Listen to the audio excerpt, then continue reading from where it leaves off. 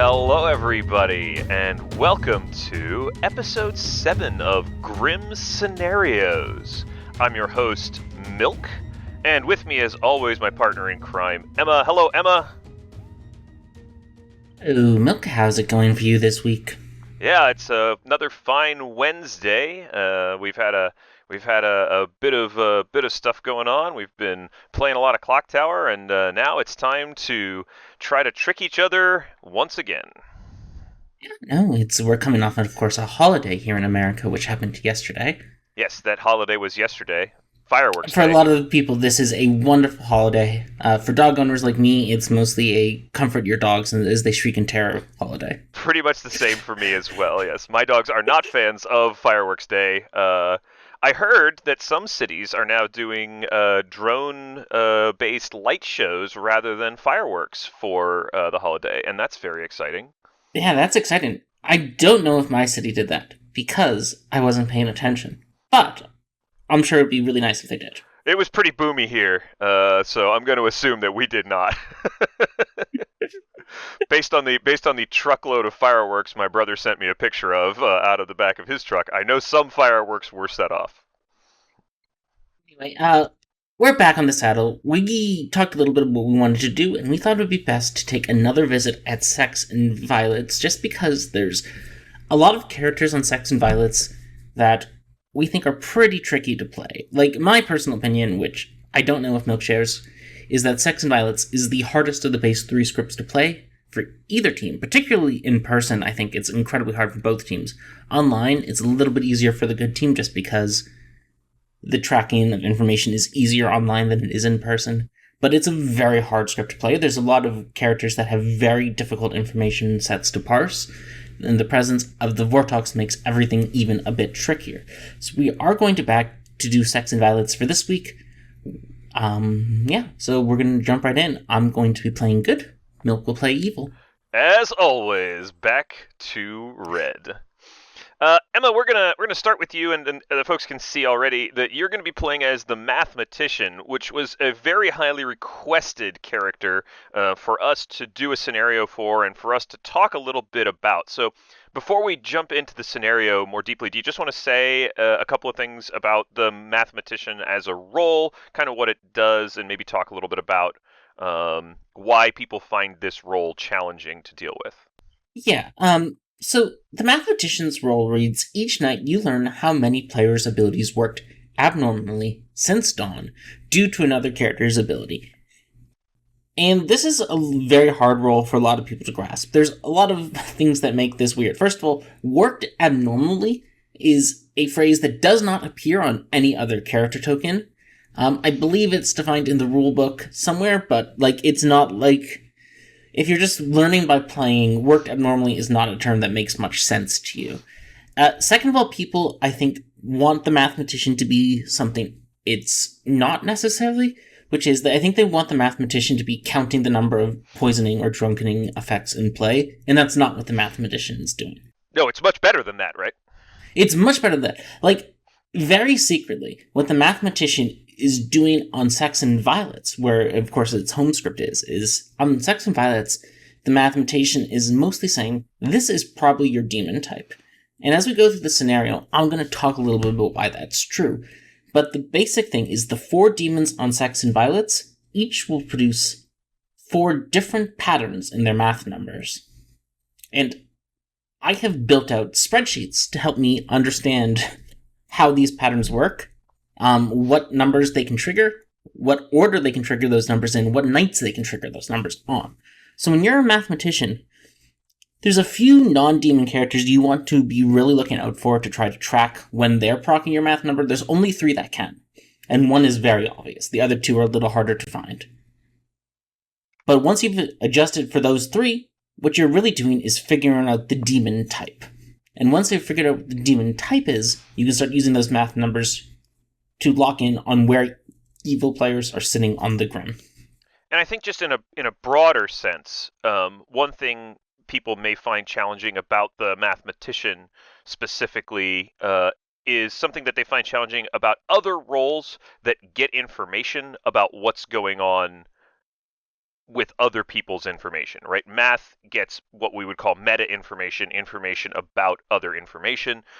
General is like that. The new High Priestess character is a little bit like that. There's a few roles in Blood on the Clocktower that are pretty reliant on getting information from other players. And I would say that's a piece of Mathematician that makes it at least an interesting social character as well, because you are reliant on people giving you their information so you can figure out what's happened. So, with that in mind, let's go over to the Grimoire. Yeah. Before we start, let's go through the 7 characters that can change the math number. Sure, that sounds good. Or there's actually 6. So there's the 4 demon types. One of them, the Fengu, can't actually change the math number. Correct. But it's important for thinking through your math numbers to consider Fengu is one of the math relevant characters, so we'll count that. The Vigor Mortis can change the math number, never on night 1, only on night 2 moving forward. The Nodashi can change the math number. Now, the Nodashi can trigger the math on night 1. It's much less common than you'd think it would be just from reading the Nodashi's token. Most Sex and Violet characters will not trigger a math on night 1, but the Nodashi can. The Vortox, of course, will shoot the math number really high, and then force the storyteller to lie about the math number. The Sweetheart can proc the math number at some point of the game, which the good team should be able to track. If you're a dead Sweetheart, you should not be hiding, because if there's a Mathematician, they need to know that the number has happened. The Philosopher can proc the math number, and of course, the Pit Hag can proc the math number. And if the Pit Hag has procced the math number, that'll be very obvious to you as the Mathematician, and you should be adjusting how you think of your information because of it. But that's it. Those are the only characters that can affect the math number. Okay, that seems pretty helpful. So with that in mind, why don't we go to the Grim and see what kind of numbers you can sort out, Emma. All right, Emma, you are the Mathematician, as we've already said, and you are sitting in seat number 7 there at the bottom of the Grim. On night 1, the storyteller arrives in your cottage and informs you that your Mathematician number is 0. That is completely expected. Okay. Like I was just saying, a Vigor Mortis and a Fengu cannot change the math number night 1. A Philosopher can, but probably shouldn't. If the Philosopher is doing things that proc the math number night 1, that's rude of the Philosopher. They should probably be waiting a night before they do it. Okay, fair enough. The Nodashi can proc a math number night 1, but there's a very few set of characters and they have to be sat in particular positions for the Nodashi to proc it. And of course, the Vortox can, but if the Vortox does, the storyteller has to lie about it, in which case they're probably going to give you a 0 because that's what the other 3 demons you should expect. Right, so your night 1 information doesn't eliminate any demons. It just tells me everything is proceeding normally so far. All right. So with that in mind, you all wake up for the day, and you have a few chats. And I'm just going to give you some information because I want to get us into a later day where you have more math information to try to parse through. So I'm just going to give you some information that you gather throughout the next couple of days. Most people are pretty cagey on day 1. This is a circle of fairly experienced players that you're sitting in, and so nobody's really throwing their information out there. But you do find out that the player sitting next to you in seat 8 is going to hard claim Seamstress to you and tell you that they checked the players in seat 11 and in seat 5 and got a yes. So those are Seamstress night 1s. Seamstress. Perfect. Night 1. And I'll just put those on the scrim for the nice folks at home. Seamstress night 1. All right.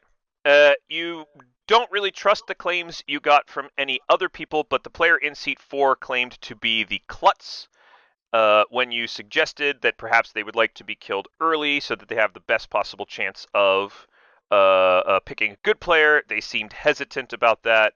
And yeah, that's pretty much what you've got. Okay.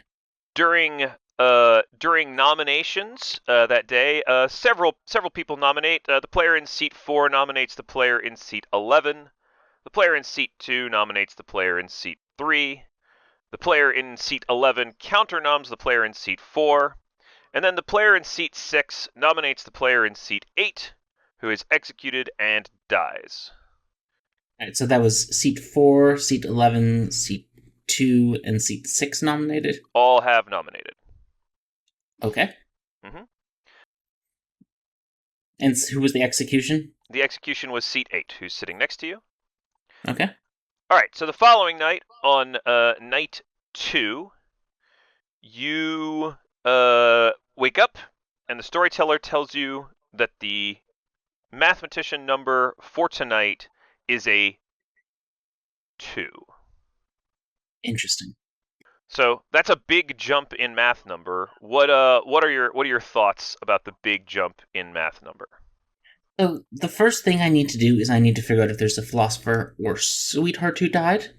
If either of those characters died, or if the sweetheart died, or if there's a philosopher in play who picked someone who's in play, that can explain one or both my procs.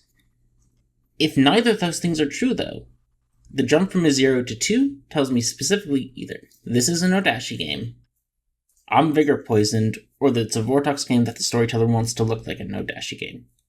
In either the Vigor Poison or the Vortex world, it's making me look at Odashi world, because a Fengu always generates a math number of 0. A Vigor Mortis can only ever increase the math number by 1 proc at a time, so it can't go from a 0 to a 2, it has to go from a 0 to a 1. So it's only the Nodashi that causes the math number to jump from 0 to 2. So the jump from 0 to 2 is something that indicates the demon type is likely a Nodashi, but I do need to check my boxes and try to see if I can track down a sweetheart or a philosopher to confirm that this is a Nodashi game, or a Vortex game that's being made to look like a Nodashi game. All right. Well, everyone wakes up, and the player in seat 4 has died. The player in seat 4 claims Klutz and picks you. Okay. And the storyteller says the game continues. All right. You have a few options for conversations today, and I'm going to let you run a couple of conversations today because there's information you need to find. So I will leave it out there. You can talk to the player in seat 10, seat 2, or seat 5. Okay. I don't know whether any of these people are a philosopher. It's unlikely there's a dead sweetheart because seat 4 claimed Klutz. In seat 8, I trust is the seamstress, so seat 10, seat 2, and seat 5, I'll just pick seat 5, because seat 5 is probably good. All right, you talk to the player in seat 5, and the player in seat 5 is a little cagey, not really excited about giving out their information, but eventually you manage to pry a sage claim out of them. Okay. I asked them if they've heard of a philosopher, because that's most of what I'm interested in finding at the moment. No, nobody's told me about a philosopher or that they are the philosopher. I mean, I don't think anybody's going to go Philo Sage. That's pretty silly. Why would anyone ever do that? Okay. So, yeah, they haven't heard of a philosopher. They said that they say that the player in seat 12 told them that they were an outsider. Okay. Good. All right, I'll go back to town. Yep, and they sort of trust you because you were Klutz picked. So, All right. all right. So you go back to town, and we'll get you another couple of conversations in here. You can talk to 9, 3, or 12. I'll talk to C12's an outsider. They're probably the barber or the sweetheart. I don't really need to talk to them right now because, like I said, I really need to hunt down whether there's a philosopher.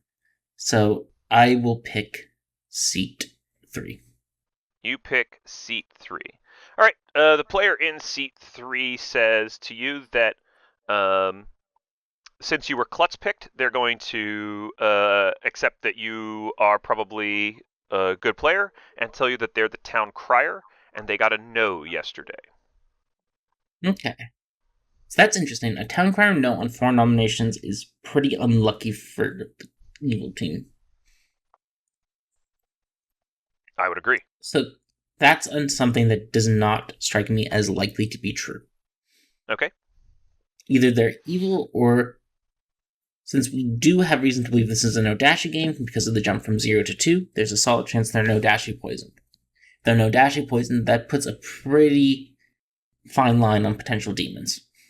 Yeah, So that's it's really narrowing it useful down quite a information bit. for me. They ask what you are. Oh, I'm the mathematician. Oh, okay, great. I tell them I'm looking for a philosopher, so if they've heard of a philosopher, please send them my way. All right. They will tell you if they hear of a philosopher, but no one has claimed it to them at this time. Okay. All right. So that's probably enough conversation. You can have one more if you'd like, but I don't think there's any more information to give out right now. So you go back to town. Do you want to make any nominations at this point in the game? I would vote on seat 1 or seat 2 today. You would vote on seat 1 or seat 2 today. How come?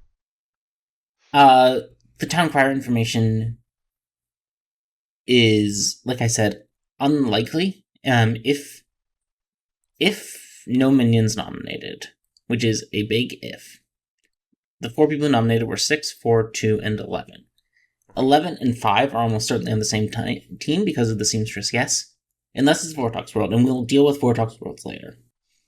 Because I'm sat next to a seamstress, I'm sort of insulated from night 1, no dashi poisoning on that side. So for a town crier, for a minion not to have nominated yesterday, the minions have to be between 10, 9, and 1 specifically, which is just very unlucky.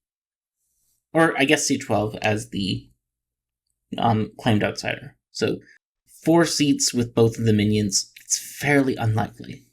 Like, it's highly likely that a minion did in fact nominate yesterday on 4 nominations. Just based off the fact that I know I didn't nominate. It's unlikely seat 4 is a minion. It's unlikely seat 8 is a minion. It's just highly likely that if one of these 4 people was in fact a minion, and if one of these 4 people was in fact a minion, seat 1 and seat 2 are looking like very strong no dashi candidates. Well, the player in seat 10 nominates the player in seat 6. Urgently nominates the player in seat 6 and says, I think this is almost certainly a Vortox game, and I don't know where the demon is, but my information says that it is strongly a Vortox game. Okay. So they nominate the player in seat 6. The vote goes around. There's not quite enough votes to get the player in seat 6 on the block. The player in seat 5 nominates the player in seat 12. Yeah. And that execution does get enough votes to go through, and we'll say no one else. We'll say no one else nominates today, actually. Alright, so my push on seats 1 and 2 fails. Your push on seats 1 and 2 fails. Yep, there are not enough votes on seats 1 or 2.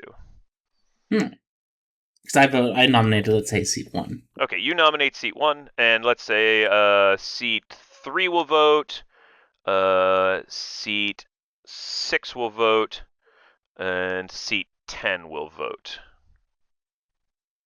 And you, of course, which is 4, which is not enough. Okay.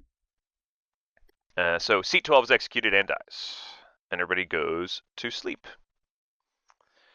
During the night phase here, let me put a couple more things in the Grim. So we did talk to this town crier over here, who seems to have been honest with you. Yeah. They might be lying. Like I said, if they're evil, that's fine. But if they're good, it's very unlikely that either seat 1 or seat 2 is an Odashi. Yeah, so the storyteller is going to come to you tonight and give you a 1. Okay.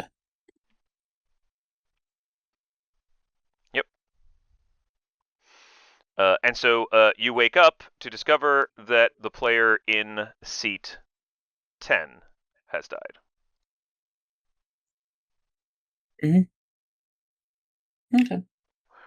We're not going to simulate a whole lot more of this. We will go through another day, but I'm going to move the game forward a little bit, because you've gotten some information, and so you've got a night 1 0, a night 2 2, and a night 3 1. Several days later, the player in seat 2 has been executed. Let's say the following day, you managed to get the player in seat 2 executed, and that night the player in seat 11 dies, you receive another 1.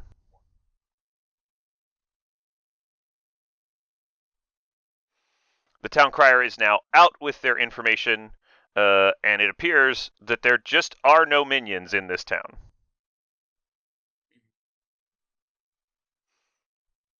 Okay. Have I found a philosopher at any point? No one is claiming philosopher, but the following day you execute the player in seat 5, and that night the player in seat 3 dies. And the next day, the player in seat 5 says, I was the snake charmer, I have cleared all of the living players. Interesting. What do you suppose is going on? Did seat 12 come out as the sweetheart? Yes, C12 came out as the sweetheart. I should probably put that in. I'll put in all the dead players too, just to help you out here. Seat 12 came out as the sweetheart. Seat 11, after being killed, claimed to be the mutant. Seat 10 is the artist who asked a Vortox-proof question and got the wrong, or asked a Vortox question. Do 2 plus 2 equal 4? And got the answer, no, 2 plus 2 does not equal 4. Question has been used. Seat 9 is claiming to be the Oracle. Seat 6 is claiming to... What is seat 6 claiming to be? Seat 6 is claiming to be the Flower Girl. And they say that they have a yes isolated on seat 9 and seat 1. They know that seat 9 and seat 1 are... One of seat 9 and seat 1 is the demon. Seat 1 is claiming to be the Clockmaker with a 3. It's seat 2 claiming? Seat 2 is claiming to be the Philosopher who used their ability to take Artist. What night? On night 3, and asked if the demon was seated between seats 4 and 9, and got a yes. Mm-hmm. Well, there's a problem here. What's the problem? We have 3 outsider claims, and a math number that's greater than 0. Are all 3 of these outsiders claiming to have never been pit-hagged? None of the outsiders is claiming to have been pit-hagged.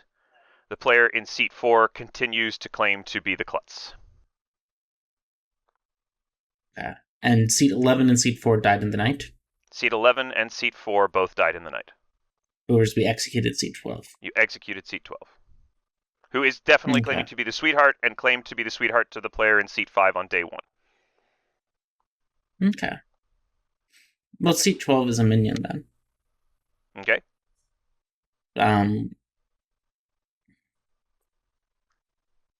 There's no claim here that would be responsible for the 0 to 2 jump, which rules out Vig. I agree. I don't think it's possible that this is a Vigor Mortis game. It's not possible for it to be a Fangu game for the same reason. The 0 to 2 rules out Fangu. Correct. So, and if the claimed philosopher is claiming to have gone after the artist asked their question, the only explanation for a jump from 0 to 2 is Nodashi or Vortox. Since neither Nodashi nor Vortox has a reason to kill their own minions in the night, seat 12 is not the sweetheart, they are a minion. Okay. Or the Vortox or Nodashi has done something extremely weird. The seat 12 was executed during the day, yeah. Yeah. So they are just the minion here.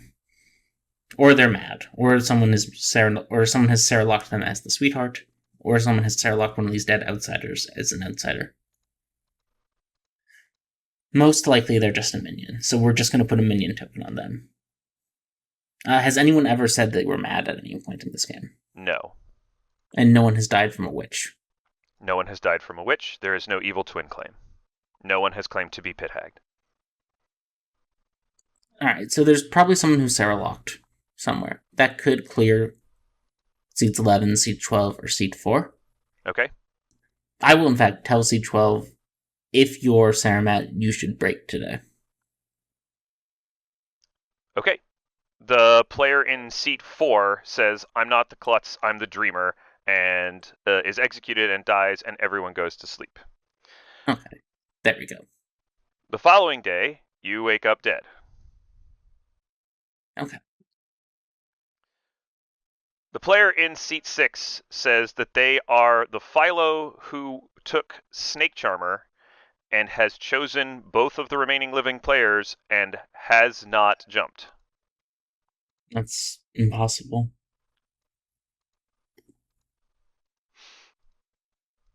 Seat 6 is almost certainly the Saranovus. All right. And that's just because we know the Saranovus is alive. We know they were active yesterday. Philo's a double claim with seat 2.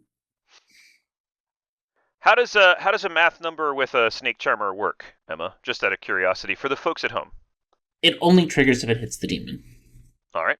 Like, seat 6 could be telling the truth, but seat 6 can't be poisoned by seat 9 because I'm in the way. They can't be poisoned by seat 1 because of where the outsiders are sitting. Seat 6 has to be lying because the Vortex won't stop a Philo Snake Charmer. Seat 6 is just lying. There's no way for them to be telling the truth. They could be the demon. They could be specifically in Nodashi poisoning me and seat 5, because seat 5 is also claiming to be the Snake Charmer who picked everyone. No, actually, I think that's pretty likely, now that I think about it. Clockmaker 3 runs from seat 6 to seat 9. Seat 6 is a Nodashi poisoning me and the Snake Charmer. My math numbers are wrong. Seat 9 is the Saranovus. We have a dead witch somewhere. There's a problem with seat 10's information here. But they can be Philo drunk by seat 2. Seat 10's information seems wrong. Yeah, seat 10's information is wrong. Fundamentally, seat 6 is lying. It's mechanically impossible for them to be telling the truth. Based on the math numbers. Based on the math numbers. All right, what nights do they claim to have Snake Charmed seats 1 and seats 9? They claim to have Snake Charmed seat 1 last night and seat 9 the night before.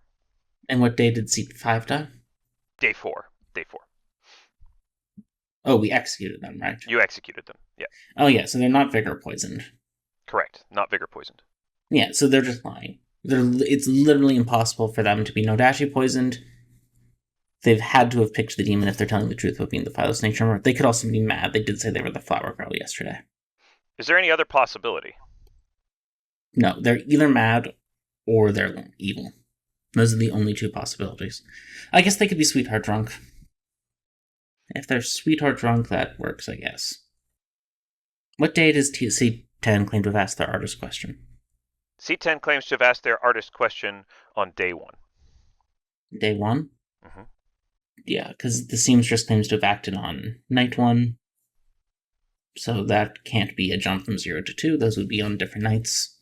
Seat 9 can't be a Nodashi poison, seats 10 and seat 8. So where's the demon, Emma? Yeah, I'm just going through it. Mm-hmm. Don't. Calm down. Who are the day 1 nominations again? Sure. The day 1 nominations were 4, 2, 11, and 6. 4, 2, 6, and 11. Mm-hmm. They got a no. They got a no on 4, 2, 6, and 11. All right. What's the Oracle information? The Oracle claims that there is 1 dead evil. That tracks. That should be correct. Because we know there's a living demon and a living Saranovus. Seat 2 we executed, right? Seat 2 was executed. Seat 6 is a liar. Seat 5 also claims to have snake charmed everyone, right? Correct. When did they see? Can you give me the sequence that they claim to have snake charmed people in? Probably. Let's see.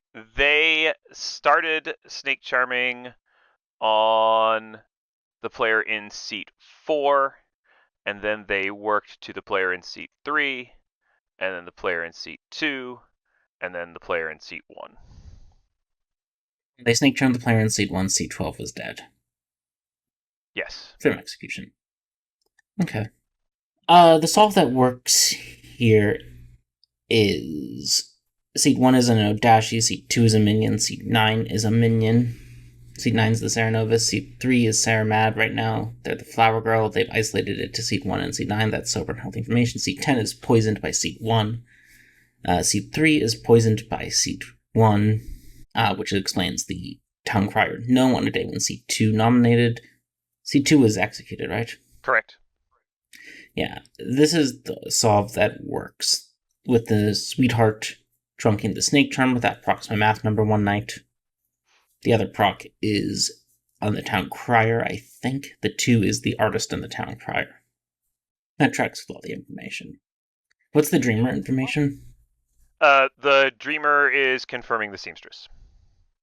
Yeah, that tracks with the information. I don't think anything else does.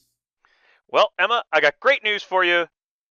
You decide to tell the player in seat 6 to push on the player in seat 1, and they're executed and die, and congratulations goes to the good team, who have executed the Nodashi sitting in seat 1, poisoning the Town Crier in seat 3 through the Pit Hag, who was just a little bit unlucky and tried to make outsiders that were already in play, and the Artist in seat 10 through the Sweetheart and the Mutant.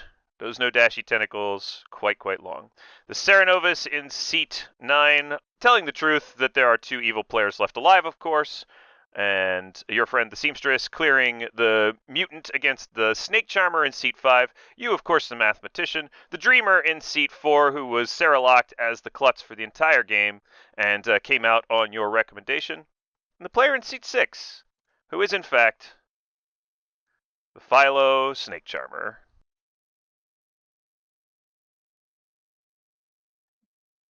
Okay.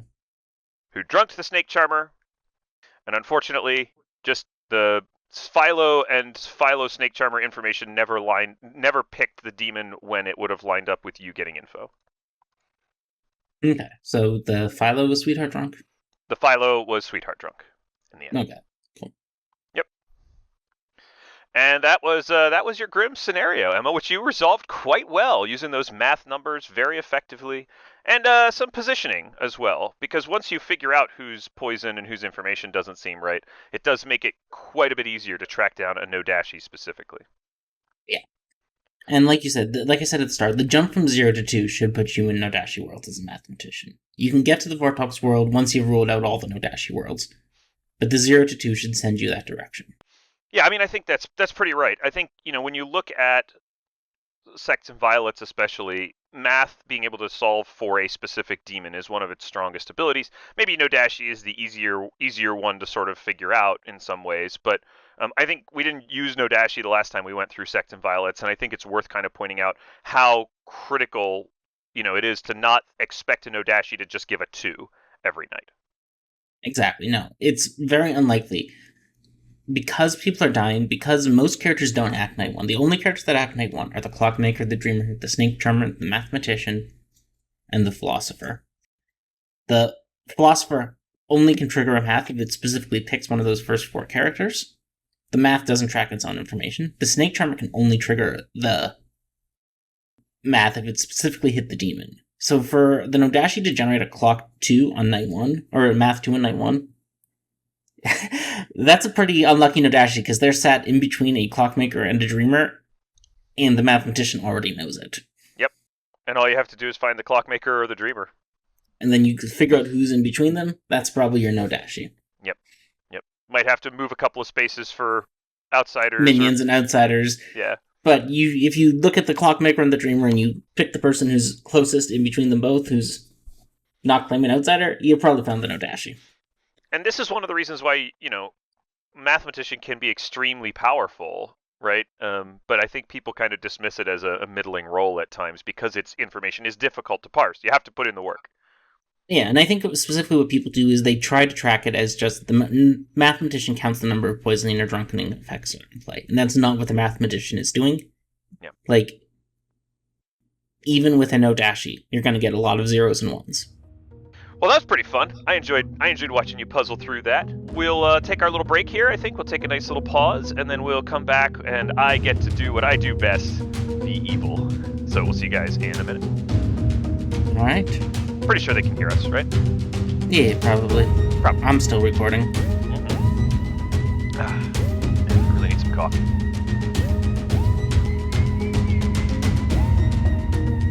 Welcome back, everyone, to Grim Scenarios, episode 7. Today we are doing some more sex and violence, just go through some of the, again, trickier characters out there that we didn't hit on our first time around. So we just went through a mathematician scenario, and now we're switching back to the evil team, and Milk is going to be playing as the Pit Hag in seat 11. The Pit Hag in seat 11 sounds like fun. Do love a good bit of pit hagging. So we're going to start on night 2, because that's the first time the Pit Hag acts. Mm-hmm. So we're just here in the herb garden. I'll just give you a short rundown of what happened on day 1 from your perspective. Sounds great. So you talked to seat 12, who told you they were the flower girl, and everyone voted yesterday. You talked to seat 4, your fellow minion.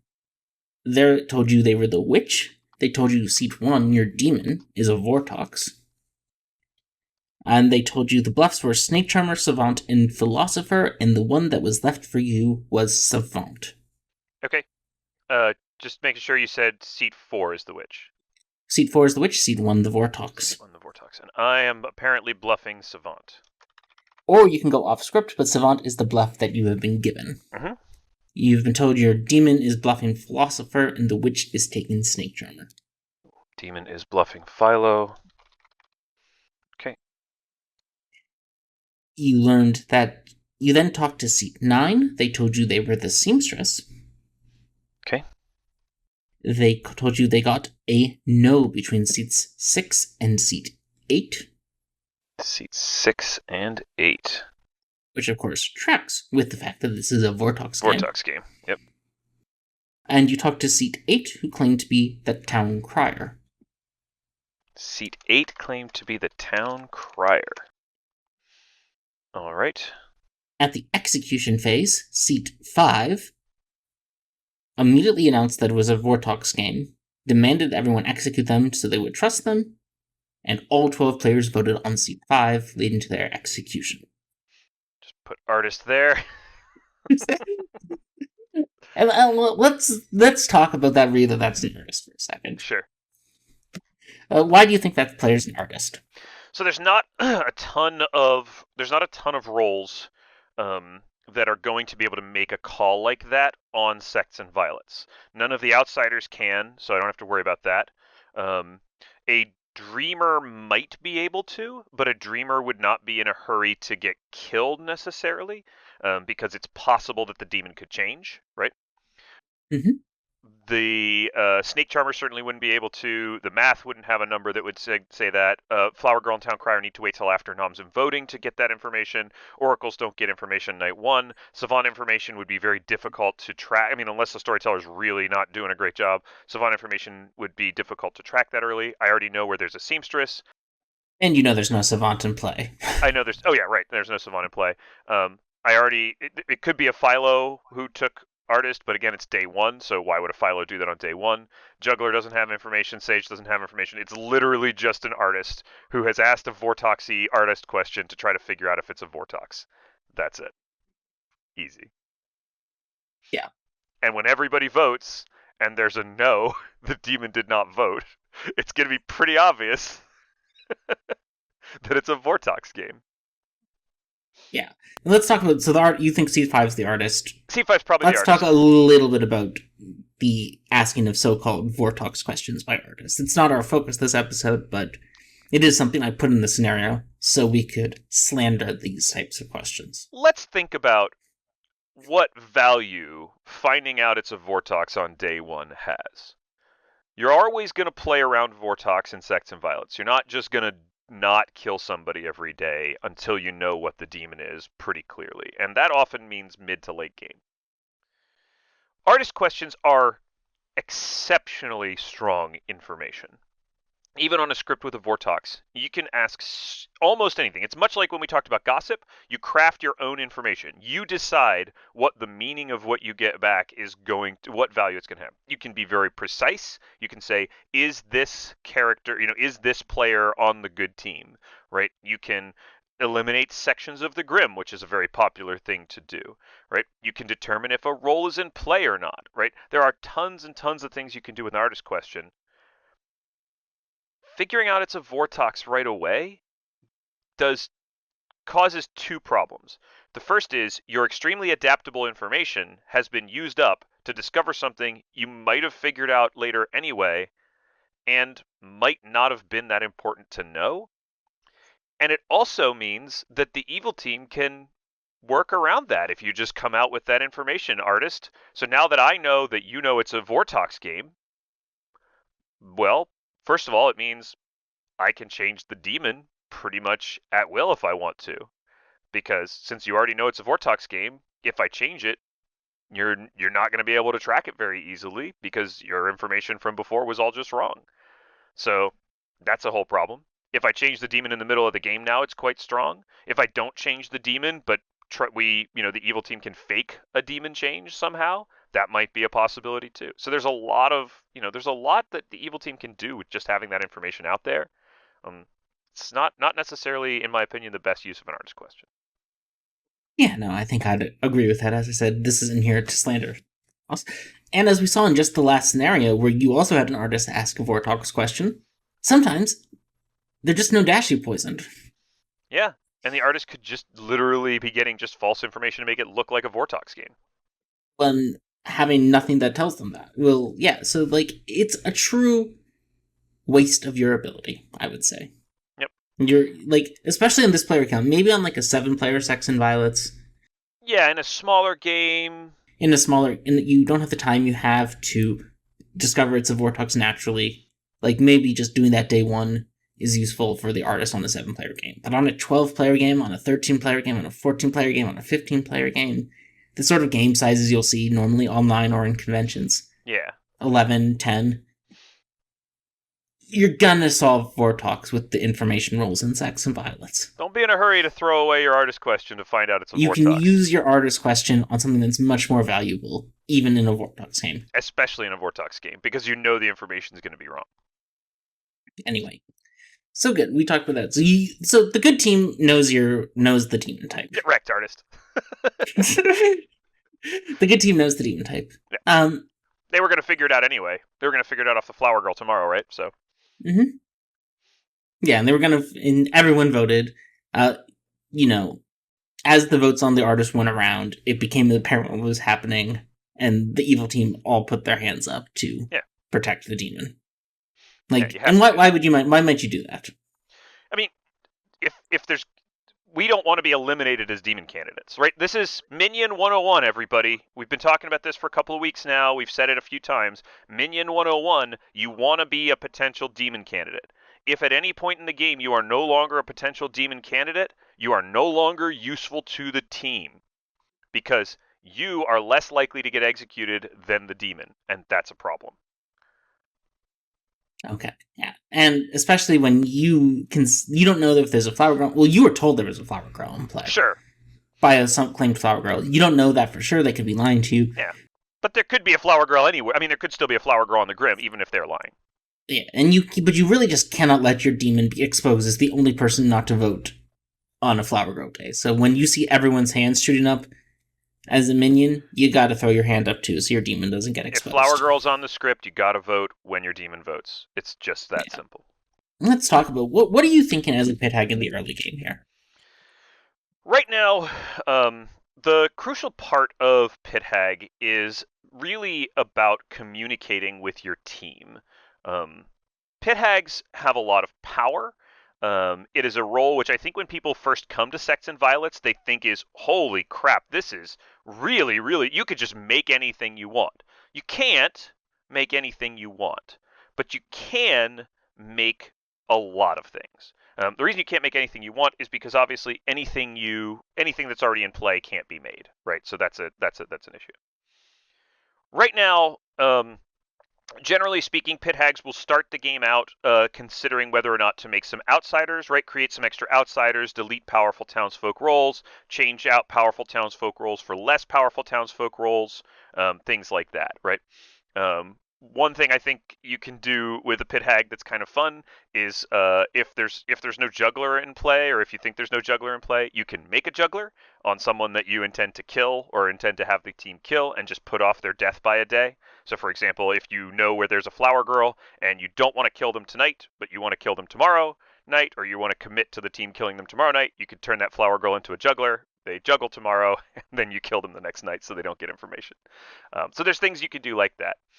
You can also, and this is the more crucial part, and I think probably at this point the part that may be important in this scenario, you can also change your teammates into other things. You can change your teammates into other minions. You could change a witch into a Cerenovus. We didn't get a witch proc today, so we could turn a witch into a Cerenovus, and then we can hide the Cerenovusing from the first day on an evil player. That's a thing we could do. We could turn the demon into another demon. Now that usually comes with a signal from the storyteller of either 2 deaths or no death. This early in the game, it's probably 2 deaths. If we could find a way to simulate a no-death night, if we could coordinate to simulate a no-death night, we might be able to trick the town into thinking it's no longer a Vortox game. So there's a lot of things we can do there as well. And we can certainly hide the pit hagging. That's the more important early in the game, certainly, is to maybe not necessarily reveal that you are in play. Because if you can hold off on revealing that you're in play, you might be able to do more, right? As soon as someone gets changed into an outsider, they're going to come out and say, "Hey, there's a pit hag. I was changed into an outsider." So those are things that you think about as a pit hag. You also have, of course, Philosopher and Snake Charmer as bluffs, which are Correct. very powerful pit hag bluffs because those are townsfolk that make sense for the evil team to be, but probably not this early. Not this early, yeah. But making a snake charmer on the making an evil snake charmer means that you can move a player from one place to another. Making an evil philosopher means you can do the same kind of thing. You can get an You evil can also philosopher that drunk a townsfolk. drunks a townsfolk if you know that there's one in play. Yeah, there's a lot of interesting things you can do with the pit hag. So, all right, so it's night 2, huh? Yeah, it's night 2. It's your turn to act. It's night turn 2, and it's my tempo. Um, I need to think about a couple of things. The first thing I need to think about is, do we want this game accelerated? Is this a game that I think needs extra kills from a witch? I didn't. I talked to my witch teammate yesterday, but I didn't necessarily say I was going to pit hag them. But after what happened, I'm trying to decide whether or not it's worth speeding up this game. Which means, is it better to have a witch in play, or is it better to have a Serenovus in play?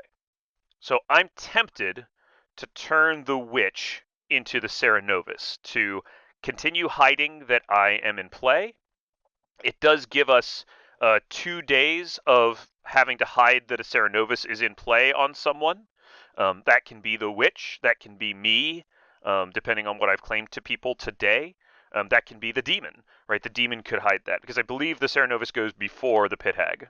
Yep, they do. So Yes, that's correct. here's our night order sheet, folks. Let's always make sure when you're a minion to check your night order sheet so you know what's going to happen, right? So we lose a night of minion effectiveness if we change a minion as the pit hag. Now that town knows that it's a Vortox, I could consider changing the demon into a different demon. That's another thing that I could do. I could, on the very fringe set of worlds, is I could make a good demon, which might be entertaining, but is not something we're going to do now. I think right now, what one of the better things I can do is try to take a townsfolk that has strong information of some kind, or at least a suspected townsfolk, and turn them into an outsider. That's a pretty standard pit hag play, and so from that perspective, I might look at the players in seat 8 and seat 6 who are going to be confirmed tomorrow as being on the same team, and change one of them into an outsider to make them not want to die. I would probably make a klutz because having a klutz in the game is almost always good for the evil team, especially mid to late game. A barber might not be bad to have as well. But yeah, those are the kinds of things I'm thinking about right now. Okay. Well, you have to make a choice. And of course, making a choice with imperfect information is always something that happens to the evil team. Yeah, I mean, I'm just looking at this and thinking about is it worth witch confirming players in a Vortox game, right? Because the witch usually confirms players as good when they die, and I think it might be more useful to have a Cerenovus in play right now. So I'm actually going to go with the play that hides me, that hides the minions a little bit. It does lose us a day of effectiveness. I'm going to turn the witch into the Cerenovus. Okay, you make the witch into the Cerenovus. Alright, you wake up, you learn that C2 died. C2 says, I am the sage. I learned seat 9 and seat 12. That's bad. That's bad. Because now we've got 4 players on this Grim that are definitely not the demon. They're the 2 players who are confirmed as not the demon by the Seamstress in seat 8 and seat 6, or who are confirmed as being on the same team at least by the Seamstress, which is more likely to be good players. And then, of course, the 2 players who are definitely not the demon in the Sage's Vortox ping between seat 12 and seat 9. So 12, 9, 8, and 6 are unlikely to get killed today, which is bad.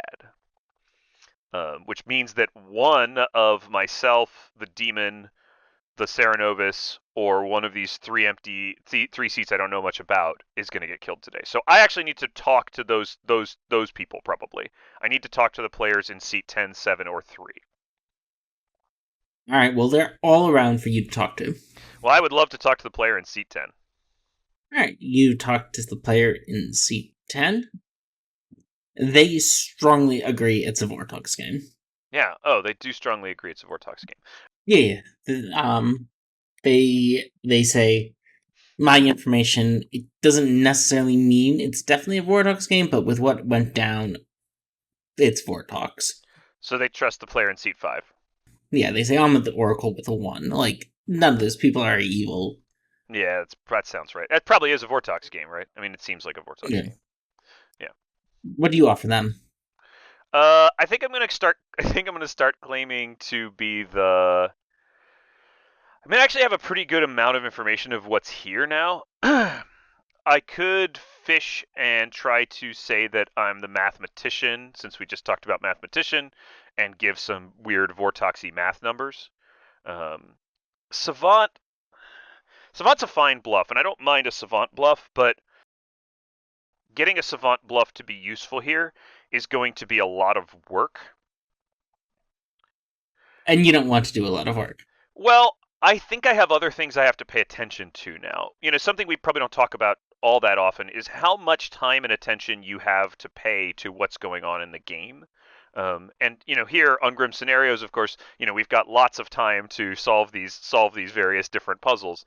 But in real life, you only have a certain amount of concentration and a certain amount of effort that you can get together. And I have to craft 2 savant statements for each day, which this is the 3rd day of having to craft savant statements. Second day, but yes. The second day of having to craft savant statements. Yeah. So I mean, I could do that. Savant's a great bluff. It's one that I love to use. But I think I might just go math because I can basically just say 1. I'm just a math 1 every night or something, silly like that, because then, ideally I want to look suspicious later, so that's part of it too. Talking to mathematicians, you run into seat 3 after you talk to seat 10, Uh-huh. who tells you they're mathematicians with straight 0, which makes them a little less convinced this is a Vortox game. They think it probably is, but the math zeros, they say, that's a Fangu number. I'm gonna say, that's really interesting. I don't think you're the mathematician. Okay. They say, all right, well, I This is social play that we can't simulate, but I might double claim the mathematician at this point. All right, and you also wanted to talk to seat 7? And I need to talk to seat 7, yeah. Okay, seat 7 will tell you that they are the barber. The barber. All right. Well, that's pretty interesting. Why would you tell me the barber? They say, well, it seems everyone's convinced it's a Vortex game, so I don't have to be worried about Fangu jumping. I think we should probably execute me today so the evil team can't make use of the barber swap in the late game. Well, that's not a bad idea. Maybe we should do that. That seems like a really strong. That seems like a really strong use of your ability. All right. Well, I might try to look like I'm Sarah Mad today, and just claim to be the mathematician. So I'll probably push on seat 3. You get back. You push on seat 3. Mm-hmm. The barber in seat 7. The seat 7 pushes on themselves. Seat 9 pushes on seat 4. They say they had a dodgy conversation with them, and they think that they're pretty suspicious from not being in either the seamstress or the sage pains. And after all of that, eventually seat 4 is executed and dies. Well, that's unfortunate. Yeah, you've lost your fellow minion. It's fine. And like with the evil game, obviously we're not trying to solve the grim. We are just sort of talking about things you can do in these scenarios. So It's time to change the demon. it's time to change the demon. Okay. We're in bad trouble here, and hopefully the demon has as much information as I do about what's going on the grim. I wasn't able to tell the demon about the barber in time yesterday, and there wasn't really a good way for me to signal it unless the barber just literally outed. No, they literally outed. They said they really wanted to be executed. The demon might kill them today. If the demon decides to kill them today and swap the two of us, I become the Vortox. The demon becomes the pit hag. It sort of negates the purpose of this exercise, though. So I'm not going to trust that they're going to do that, and instead I'm probably going to... So this is a little awkward because I'm probably now being forced into a line of play. I don't really have a ton of options here. Trusting the demon to make the kill on the barber and then swap us so that I can claim to have been Serenovis mad for 2 days might work, but I don't know if the demon's going to do that. The better choice might be to make a Fangu. Town is going to expect for there to be a demon change now that they know it's Vortox. How much information is left over is a big question, and what people would make is also a big question. I could make a Vigor, hope that the demon picks me, and then that the storyteller chooses to kill 2 players, one of them being me, which results in me still having my ability and then being able to make a Fangu again later. But that's a lot of expectation from the storyteller. I think the best way, so I'm a big fan of controlling our own agency, controlling our own destiny, like making choices that we think will get us closer to the win. Probably at this point, the thing that gets us closer to the win is making a Fangu and letting the demon try to jump to not the barber. So you turn seed 1 into a Fangu, I suppose. Yeah, then. I think I have to. I don't really see a whole lot of other lines that are going to make this better for us. Hopefully the Fangu doesn't jump to the barber. Hopefully he's not planning on killing the barber and swapping us tonight. That would be a catastrophe of epic proportions. Unless the storyteller let the barber swap go through and didn't do the jump. Like, there's a lot that can happen. This is the best way for me to ensure that my team continues to be strong. We got to get out of Vortox. No, and most likely, there's going to be no kills tonight. Yeah, most likely there's going to be no kills, and then we wake up tomorrow and we're still killing into maybe the barber, maybe seat 3. I'm going to claim to have been Serenovis mad for 2 days, so that's the thing that I can do. And so you make a Fangu. I make a Fangu. Yep. That's the typical pit hag play. I would prefer to make a different demon, to be honest, because I don't think it's as expected. But I think making a Nodashi where the Fangu is still makes that player look like the still makes that player look like the demon. We need to make a world where seat 1 isn't the demon anymore, right? That's the world we need to make. Isn't possible as a demon. And we need to kill off 9 and 12 and 8 and 6, but that can happen later. All right. Well, you wake up the next day. Seat 12 is unsurprisingly dead. Mm-hmm. They were very confirmed by the Sage Ping. Or actually, no, they're not dead. Sorry, no one dies that night because you made a demon. Yeah. Seat 6 wants to talk to you. Sure. Oh, I let everyone know that I think that seat 4 was the Ceranovus, by the way. Okay. Seat 6 asks you if you are the savant. Yes, I am the savant. And they say, okay, that's good to know. You're either the savant or the pit hag, I think, unless I'm now sat next to a known Dashi. Yep, that seems right. I doubt the evil team would have. I mean, they certainly changed the demon. Obviously, we know that, and I doubt that the evil team would make, would make a static demon at this point. They've probably made a Fangu. Yeah. They say, do you want to share any of your information? Um, yes, but I haven't gotten my information from the storyteller yet today, and all of my other information is Vortoxed, so it's all going to be double false. So it's not necessarily useful. Yeah.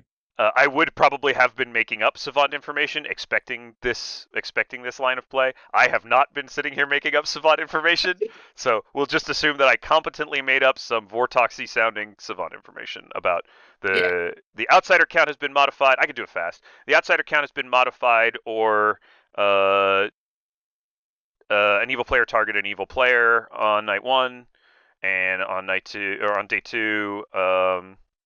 Two outsiders are seated adjacent to one another, or um,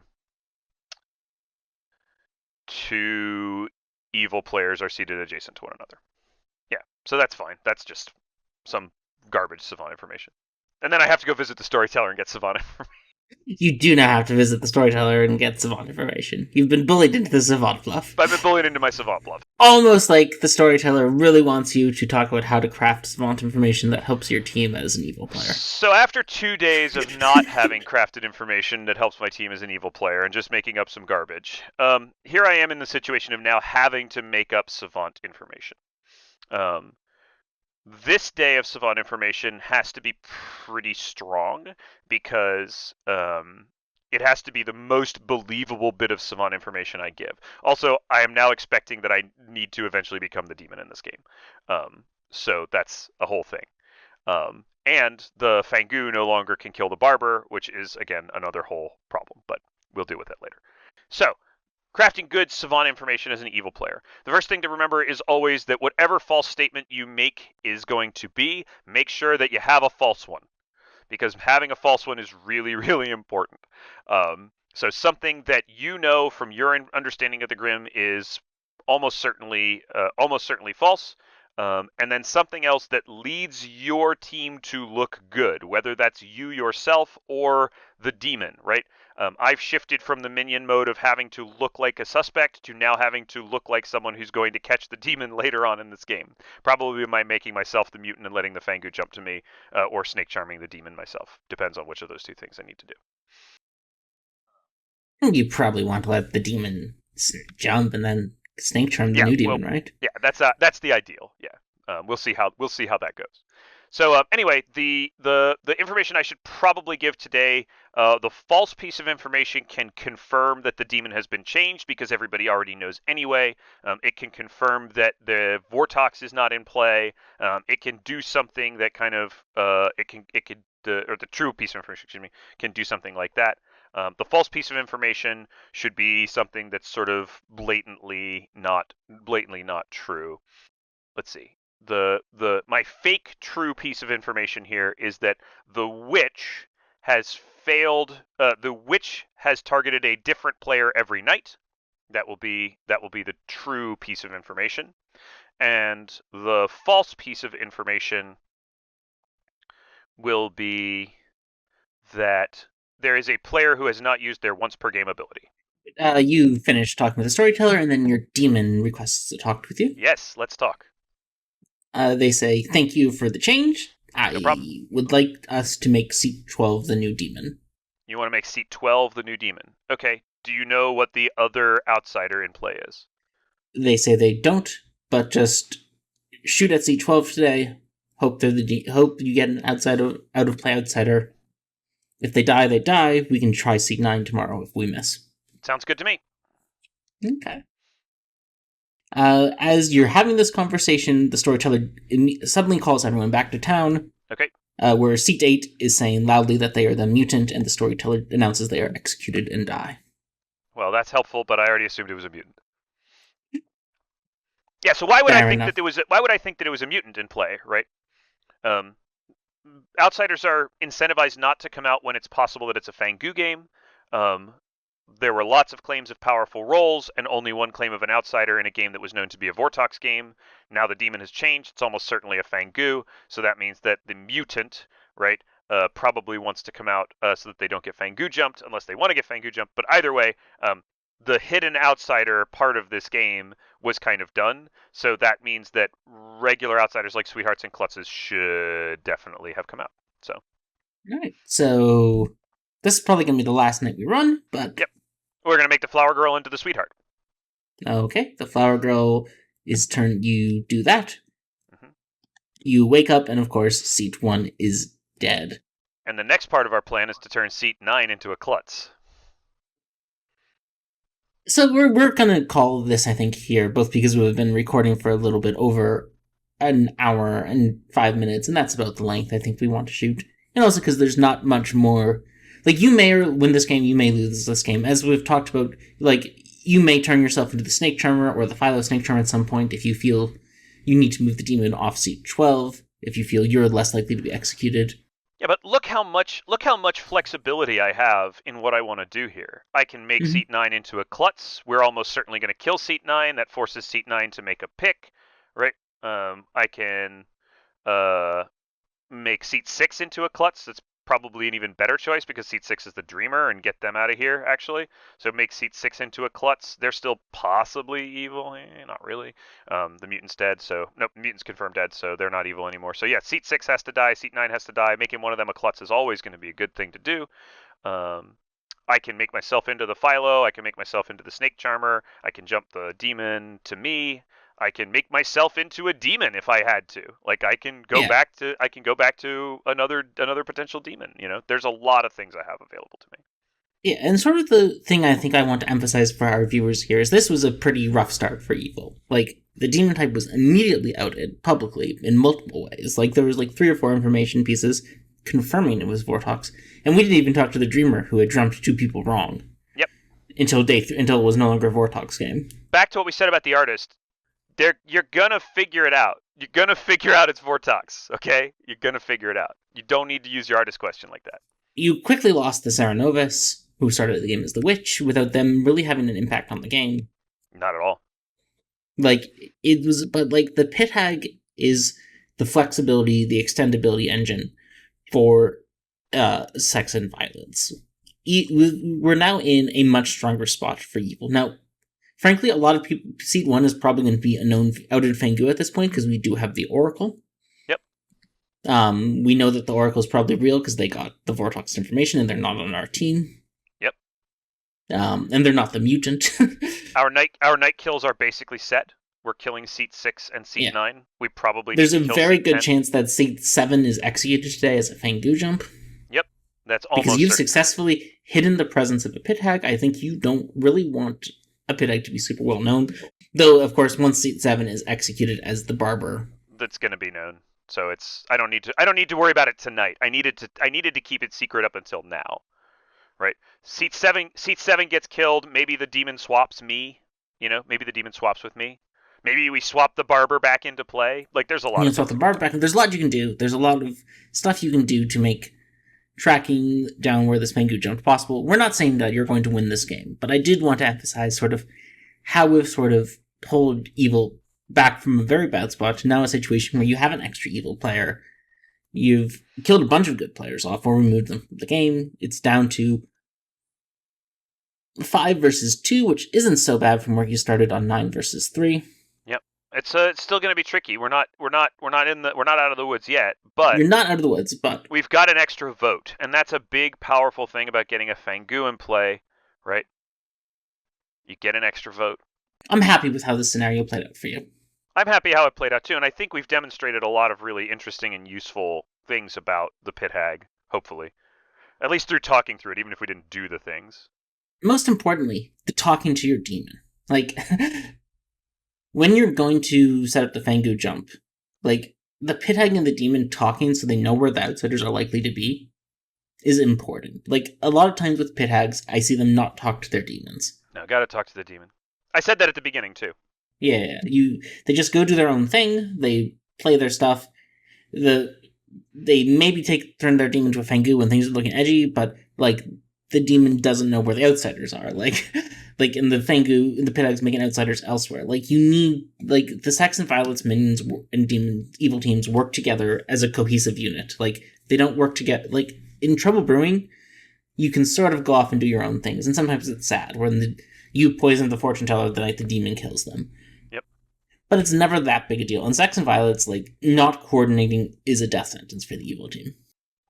I think a broader topic of conversation, which we can start to get into a little bit now that we've kind of gone over the basics of the base threes, is talking a little bit about strategy for teams, especially the evil team, in how you communicate, how often you communicate, when you need to communicate, and when you can get away with kind of intuiting what other players are going to do. Right? We talked especially earlier on about, do you really need to go talk to your minions day one? How useful is it to, talk to minions before any of you have gathered any information? First conversation talking to a minion, it's fine. Nobody's probably tracking who you're talking to. Sometimes people bring that stuff up, but it's not all the time. But when you need to make a big play, you definitely need to talk to your teammates. You definitely need to communicate with the demon if you're a minion, if you're a powerful minion like a pit hag that's setting something like this up, right? You've got to know what they want to do, where they want to go. Mm-hmm. If you're going to use your ability as an evil player on a teammate, maybe let them know you're going to do it so they expect it. Changing a witch into a Cerenovus, that's probably not such a huge thing, and it was probably better for our team to have a Cerenovus instead of a witch anyway, even if it just never affected the game. But when you're gonna make changes that affect your teammates, that are going to affect how they play, gotta let them know. Gotta interact. Gotta coordinate, especially with demon movement, especially with changing the demon, because at this point, also, the player in seat 4, who was previously the witch / Cerenovus, doesn't know who the demon is. They know that the demon has jumped, but they may not vote on the player in seat 7 because they may think, oh crap, my demon jumped to that barber and now they're going to get voted out. Right? They may not know the plan right now. And so they're out on an island a little bit, not really able to contribute to the team because they don't know what's going on. So yeah. Well, that was a fun scenario, Emma. Thanks for that. Thanks for the evil times. Yeah. Pit hagging. We'll be back, of course, next week. Probably doing something different. Probably not Sex and Violence. It'll either be a custom or it'll be Trouble Brewing or BMR again. Time for another little swap out of here and see what else we can find. We've had a few other requests for things to look at, and we might do one or two of those, since they do seem to be holding your attention as an audience. All right. Anyway, may your scenarios be grim this week. Indeed. Goodbye.